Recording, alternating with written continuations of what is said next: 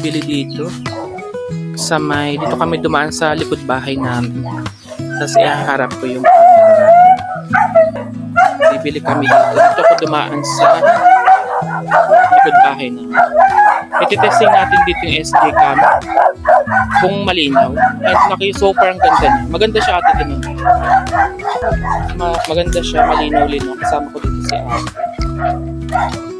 Nag-vlog tayo. Maganda dito yung mga puno-puno dito. Dito pa ganito pala yun siya.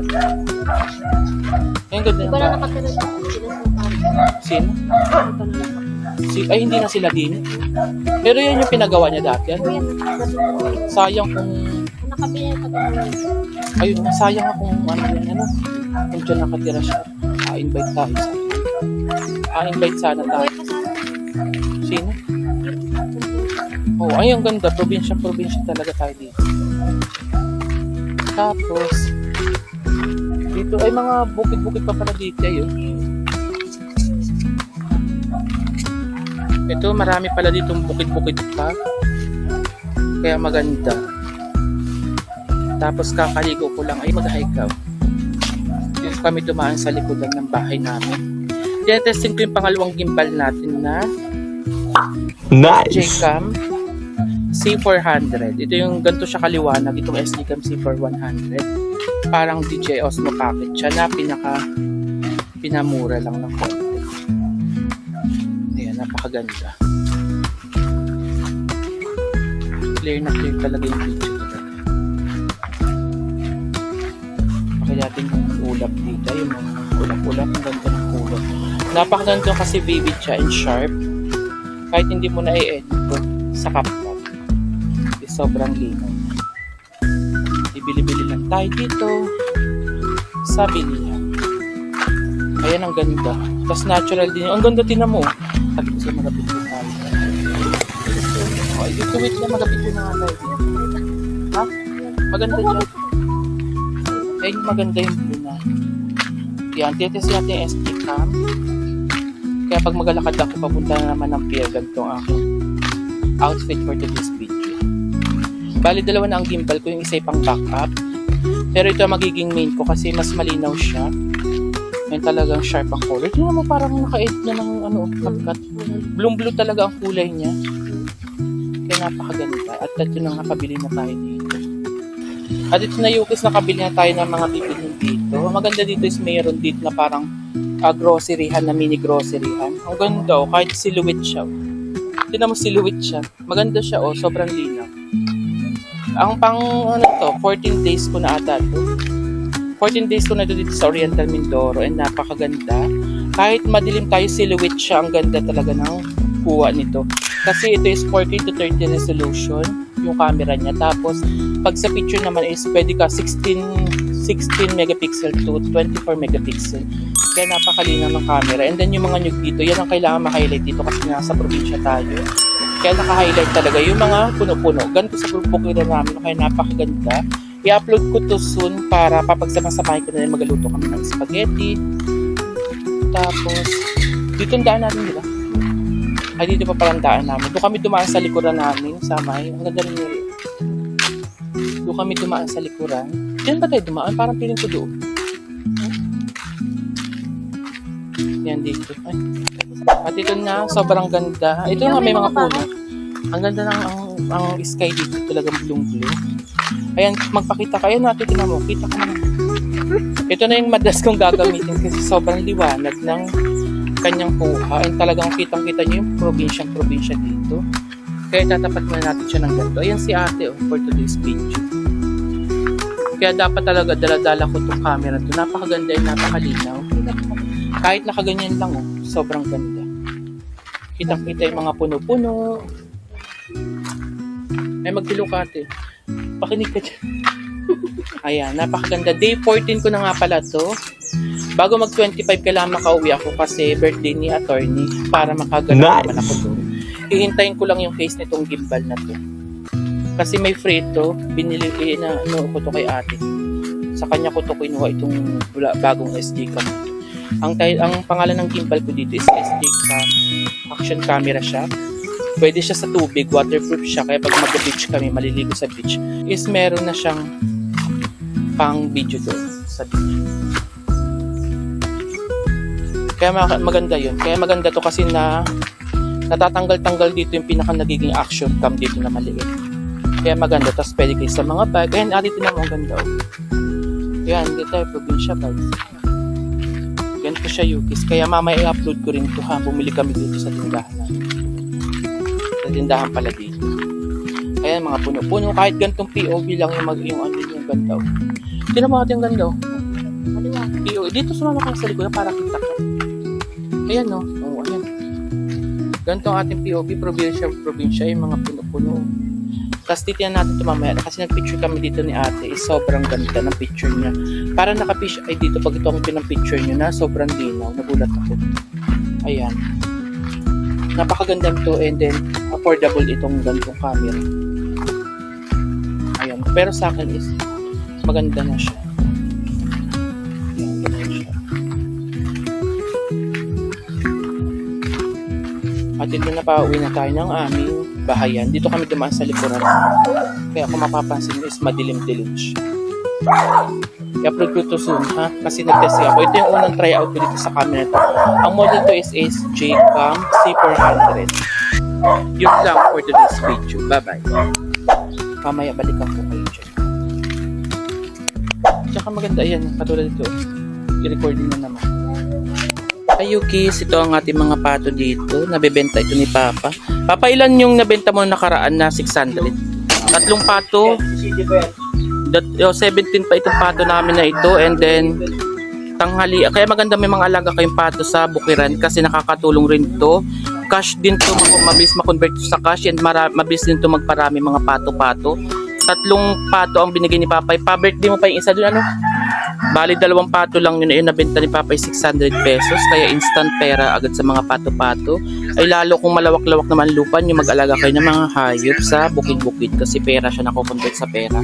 Right now, ang gamit natin dito ay SJCam C400. Ito yung pangalawa kong gimbal. Action cam to na pwedeng ilubog sa dagat. Kaya napakaganda. Natatanggal din pati yung mismong action cam niya dito sa lagayan. Nagiging monitor yung mismong kapitan niya, yung handheld. Kaya napakaganda nito. Unlike yung sa isa kong yung gimbal ko na isa na nagro-rotate yun pero hindi natatanggal yung mismong action cam niya.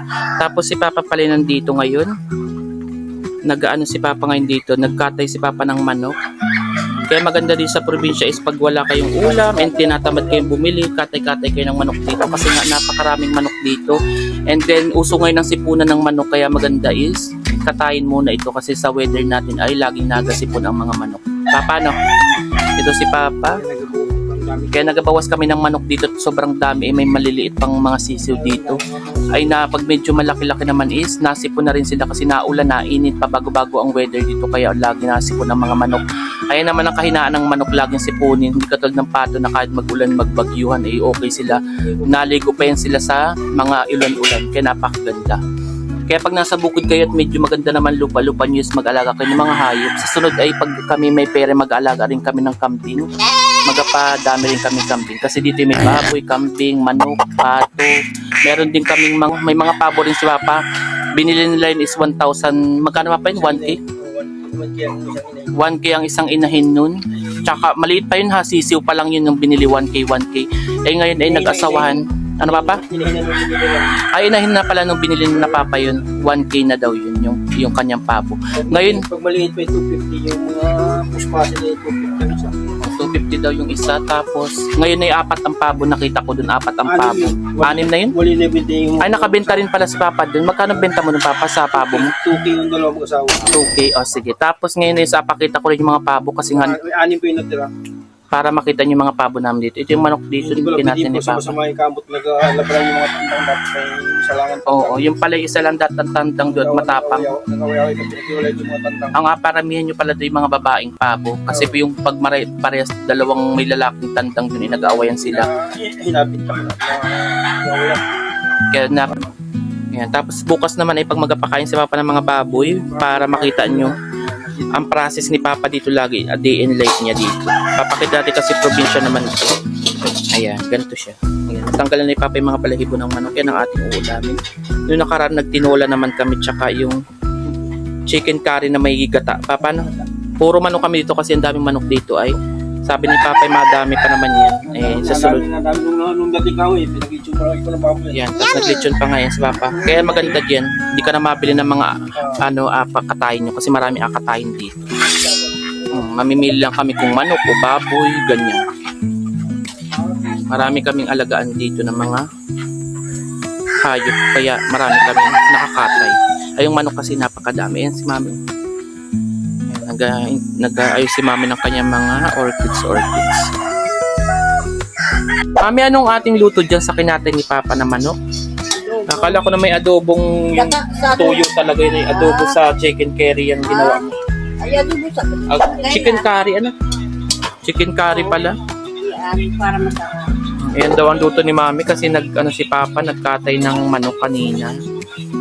Ayun, buksan mo nga ulit Mami natin. Ito yung mga gulay ni Mami, mga pasamyan niya. Kapaya. Yung papaya naman, tinuwalang namin dyan sa labas. Nandiyan, kaya maganda maraming tanim-tanim, puno-puno, gulay-gulay. Ayan ang adobo daw niya. Lagay ko ng kapaya para malambot. Kaya sa konti ang sabon. Ba't nga huwag tayo sabon? Kaya para lumapot. Para luto ang gata ay nalagay ko na. Tapos yun ay alagyan daw ng gata ni Mami. Ito naman yung gata niya. Bumili na lang sila ng gata. Ayan ang ating tanghalian ngayon. Hapon na ito. Tapos after nito is pinadala din pala si atin ng regalo. Kaya meron tayong i-unbox natin sa ibang araw naman yun. Iba-vlog namin. Nice! Tapos mag-uukay-ukay rin kami dito. Tapos kakain-kain kami. Ayun. Ito ang aming lutuan dito. Ganito sa probinsya. Tayo nasa probinsya ngayon. Ito po nilagyan na ni Mami ito ng gata. Bali chicken curry pala to. Dalawang gata na. Yan. Akala ko ay yung adobo sa ano. Ito pala ay chicken curry na may gata dito. Ayan, nilagyan na ni Mami ng gata. Siya nagluto niyan. Tapos ito ipapakita ni Papa yung incubator. Si Kuya ay marunong gumawa ng incubator yan.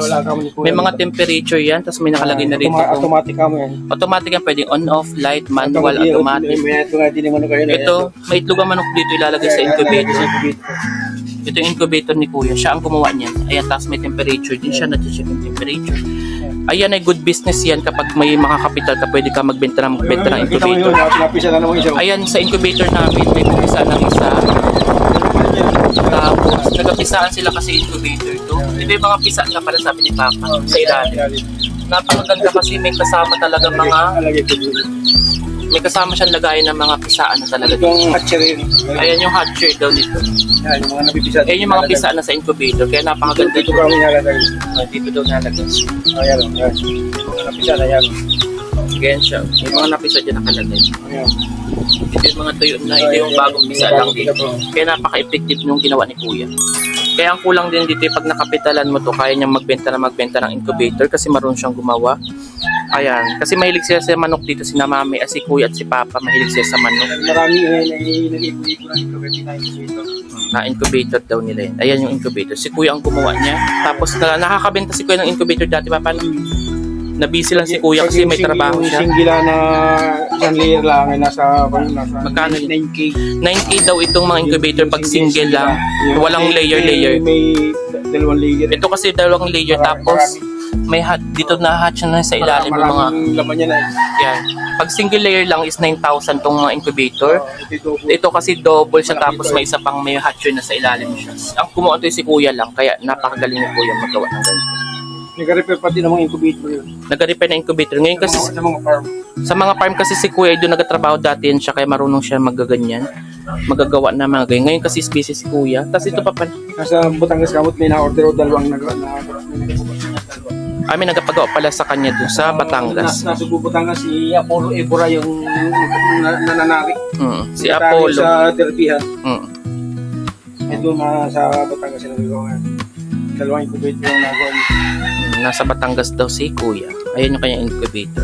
Tapos ito may isa pa palang pabo. Papalalaking pabo ito. Ano? Mag-asawa yan. Mag-asawa rin to. Bali 6 pala yan. Ano? Oo, ano, wala Ay. yung pinita namin. Pinag-iwi namin sa Oo. kawin yung mga lalaki. Bali 6 pala yung aming ano dito. Walo yan, ay pinita namin yung mag-asawa. Dalawa. Sa sunod ko pakita sa inyo yan pag ano. Okay. Ayan yung tapos ito yung kulungan ng mga aso namin. Kaya napakadami naming aso dito. May sariling kulungan ng aso at saka mga pusa dito. Ito naman yung bahay ni ate. Napagawa pa niya. Hindi pa tapos to. Pangalawang bahay na to ni ate. Kaya yung unang bahay niya dun is nandun. Ayan. Si Papa lang ang nagapanday niyan bahay niyan dyan. Kasi si Papa na may Tapos si Kuya pala ay marunong din gumawa ng incubator. Pag napisa na yung mga sisiw niya, dito niya nalalagay ni na Papa. Para hindi kainin ng daga. Yan. Kasi marami rin daga dito dati. Nung wala pa kaming pusa. Yan. Ayan yung mga sisiw pag na-hatch yan. May incubator dito si Kuya. Marunong siyang gumawa ng incubator. Ganito ilalak lang natin siya ng ganyan. Ayan yung mga sisiw-sisiw dyan.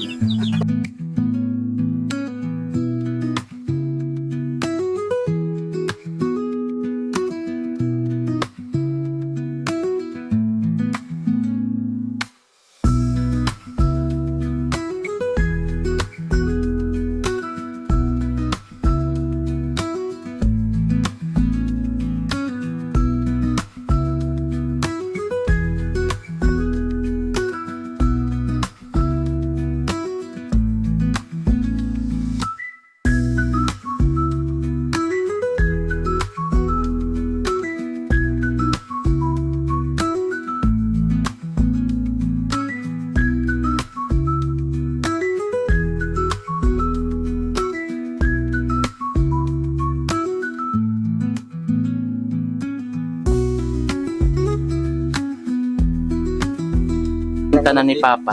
At least nakabenta ka na rin sa pabo, Papa, no? Nagsimula yung sa pabo namin is mag-asawa lang tapos nag-anakan dumami, nakabenta rin si Papa ng pabo. Kaya maganda talaga pag taga-probinsya ka, lalo pag malawak-lawak di ang lupa nyo, is mag-alaga ka ng mga hayop para nga for emergency purposes. Lalong-lalo na marami dito nag-birthday yan is nabili agad sila ng mga pato agad dito, pato, pabo, pati baboy. Tapos may bumili daw 3 kagabi. Bali 2 lang yung pina-birthday mong isa, no? Bali 2 yung 600 pesos, 2 pato lang yun. Eh, magka-ilang kilo na yun kaya? Ay, na kilo. Binigay ko, yun ay 150 ang kilo. Binigay ko lang ng 100 para hindi naman iba tayo kapitbahay lang.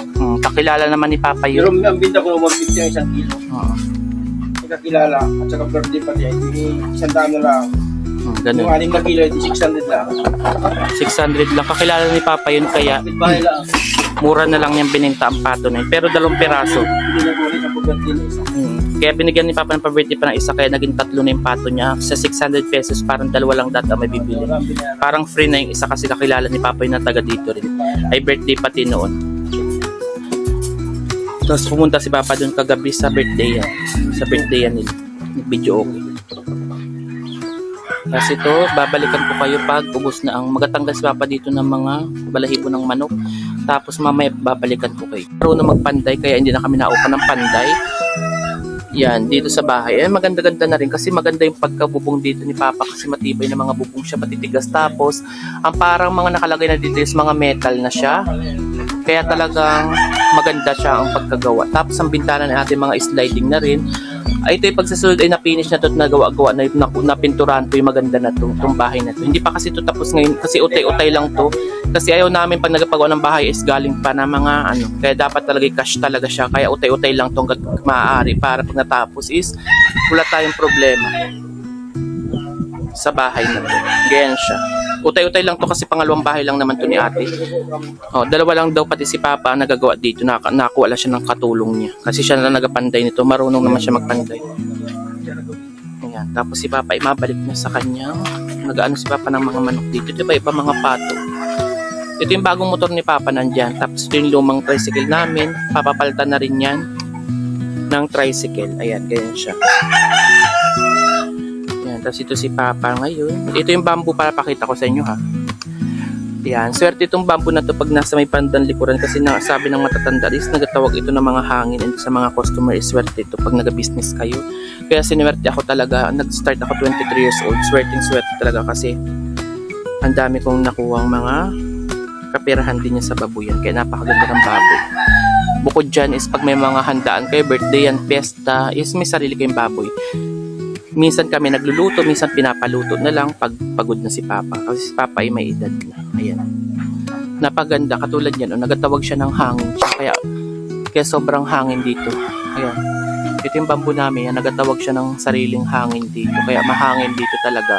Tapos ang kinagandahan pa niyan is likod talaga niyan ay ilaw. Na Yukis ay tinadtad na ni Papa, ginayat na siya ng paganyan. Anong luto ito, Papa? Ito yung mga balon-balon. Mamen luto ba ganito? Ayun yung mga balon-balunan dito. Adobo daw. Aadobohin na lang daw to ni Papa. Ayan. Ginayat na niya yung mga chicken natin. Kaya napakaganda dito is magkakate ka na lang ng manok, ng baboy. Nung unang dumati ako, nagpalit yun pa si Papa. Libre na dito ang baboy, hindi na namin abilihin. Kasi kung abili mo yung mga ang maliit 6,000 to 8,000 hanggang 15 to 22,000. Mga ganun ang mga panlitsyon. Pagluto na. Pagluto na yung litsyon na baboy. Ay sa amin kasi libre ng baboy dito. Kaya kumuha na lang si Papa doon ng baboy. Pag mabili na ko yung mga 4K na yun, yung ganun kalaki na litsyon. Mga ganun, mga 4K pa. 4K, 6K. Kasi parang nga 6K, Papa malaki. Mga 4K, 6K, ganun lechon na luto na. Ay dito, libre na yung baboy. Mabili ka man ng luto ng mga 15K naman na yung... Kaya wala naman sa pagpalitsyon na 2K lang naman. Hindi na mabili ng baboy. Hindi na mabili ng baboy kami dito. Labor na lang sa pagpalitsyon. Pinalitsyon na lang namin kasi matagal ang lechonan dun. Tapos, hindi ba sinabi kami dyan, hindi maganda naman pagpalitsyon na parang malutong pala. ayun nga, malutong ang balat mo. Tsaka Kung kami nag-litsyon na hindi malutong kayo pa na-overcook na. na-overcook ni Papa kasi Dapat 2 hours lang pala na nahango na hindi man napatagal. Oo. Kasi dati bago lang naglechon kami. Kaya hindi pa namin alam kung paano maglechon. Hapon na namin, hapon na Kaya maganda dun ay paluto mo na lang. Bayad mo na lang siya. 1.5 to 500 yung uling. Kaya 2K din ang total pag magpaluto kayo dito. Deliver pa rin yung Deliver pa ang lechon. Ito daw adobohin na lang dito. chicken curry. Kaya may pag masipag ka mag-alaga yan at instant adobo ka dito. May adobo na naman tayo. Nakailang nakakatay ka na dalawa ulit nung una pa. Paano ilan na nakatay mo? Total na nakatay mo? 3 na nakatay namin dito kasi nga para hindi na kami mabili mga ulam-ulam. Dito lang kami sa labas, sa looban ng bahay. Hindi na mapalabas-labas. Ayan, ganyan siya. Pero pag natamad kami dito magkatay, nabili na lang kami ng luto dito. Yung lutong inihaw dito na chicken ay 320. 320 yung ano dito. Nakailang bili na rin ako, siguro yung mga 5 na. Paano? Nakalimang bili na ako ng mga luto-luto kasi pag inaabot kami dito ng pag naabot kami dito ng hapon na tapos gusto namin ay hindi na magpagod pa, yun, mabili na lang kami ng instant na chicken dito na 300. Pero pag may sipag naman kayo at magagusto nyo magkatay, pwede kayo makakatay kasi nga marami kami ditong manok. Nahuli lang namin dito yung mga manok. Tapos ayun lang, sa sunod ikot kayo sa mga puno-puno, magaling sa Papa ng babuyan. Yun naman sa sunod natin ng tubig kasi nga meron siya mismong protector or parang nilalagay pa doon ng mga accessories. Kaya napakaganda.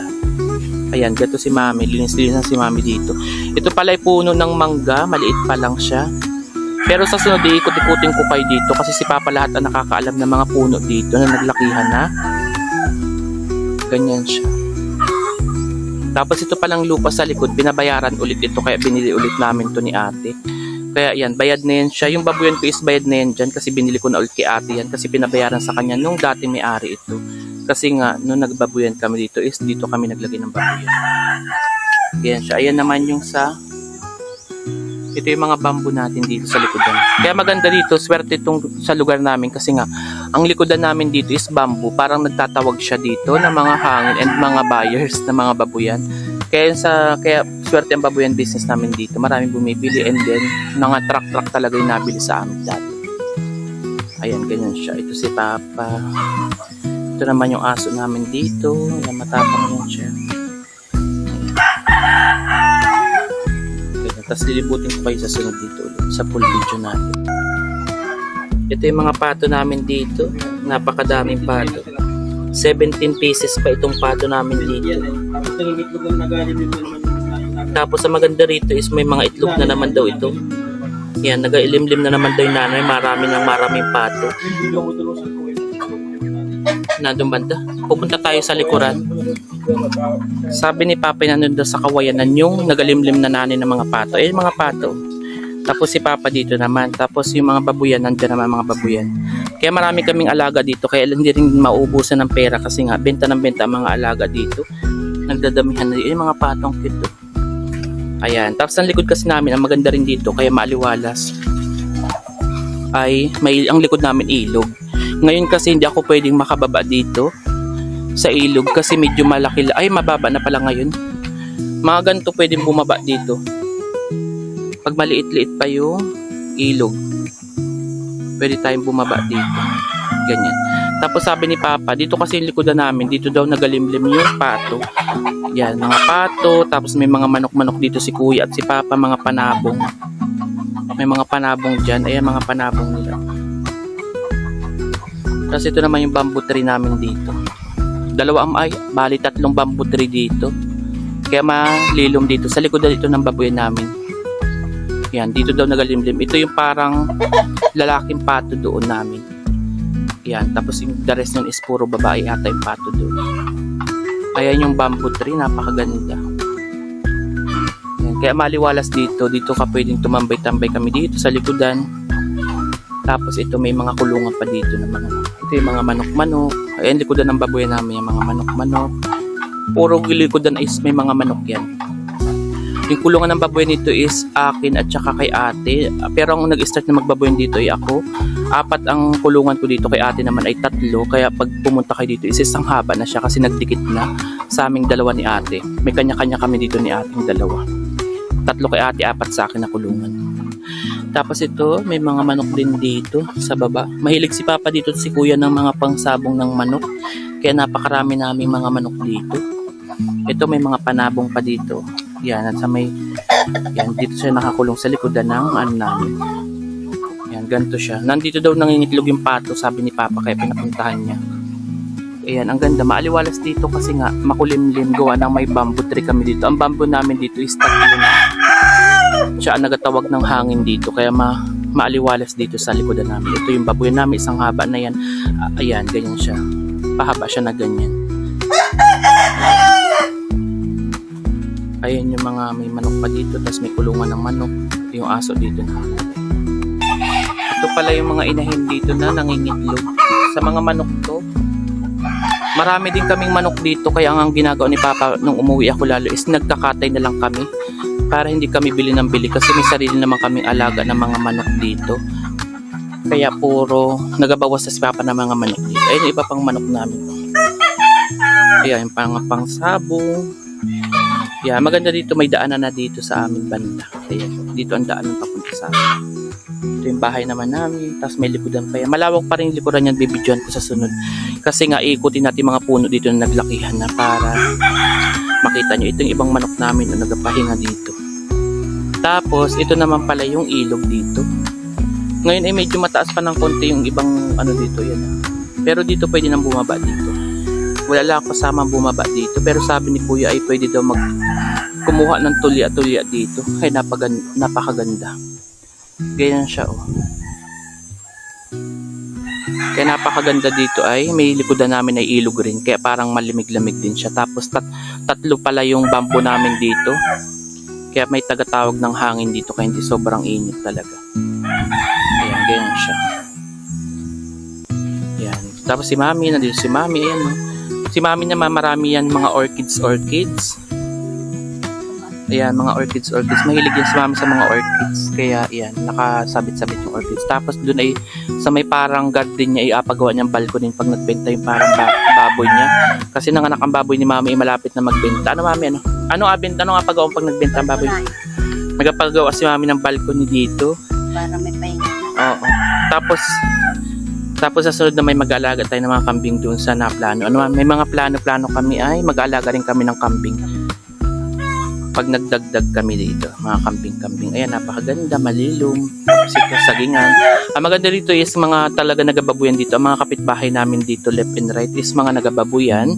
Parang sa area na to is marami talaga nagabisis ng babuyan. Kaya walang problema sa baboy dito. Kasi lahat dito ay mga nagababuyan. Kaya wala nagareklamo dito ay puro babuyan to, tsaka bukid na bukid talaga to. Ang mga main business dito ng mga kaya bumili dito ng mga lupa ay talaga magababoyan ang purpose nila. Parang dito talaga sa area nito sa Socorro is yung pwede magbaboy ka talaga. Tabing ilog pati kami dito. Sinabi ko na. Ayan si Mami. Ito yun naman yung likodan ng ilog ulit. Napakaganda dito. Ayan, ganyan siya. Ang gamit natin ngayon dito is SJ-Cam C4100. C4 Fire. Ang gamit pala natin dito ay yung ating SJ-Cam C400 na napakaganda. Sa sunod naman pag naligo kami sa mga beach, tetesting ko naman yung sa diving na action cam nun kasi pwede siyang ilubog ng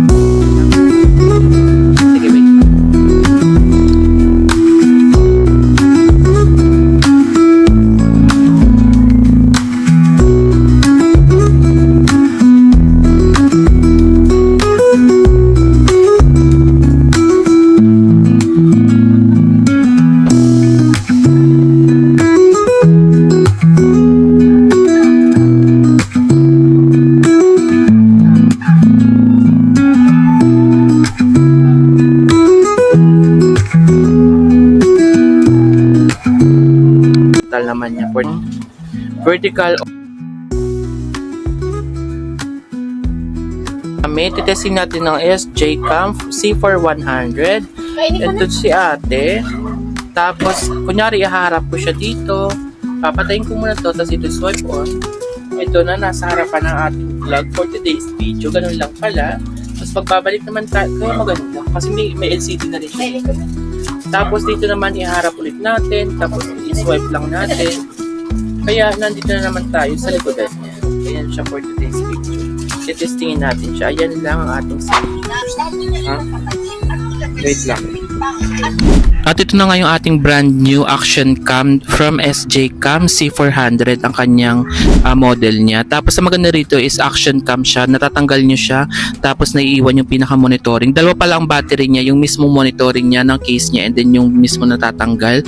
Ang maganda rito may mga accessories siya na pwede sa dagat, pwede nyo ilubog to sa tubig. And then yung una kong gimbal, hindi ko pa yung nagagawa ng full tech review, ito yung nagawan ko na.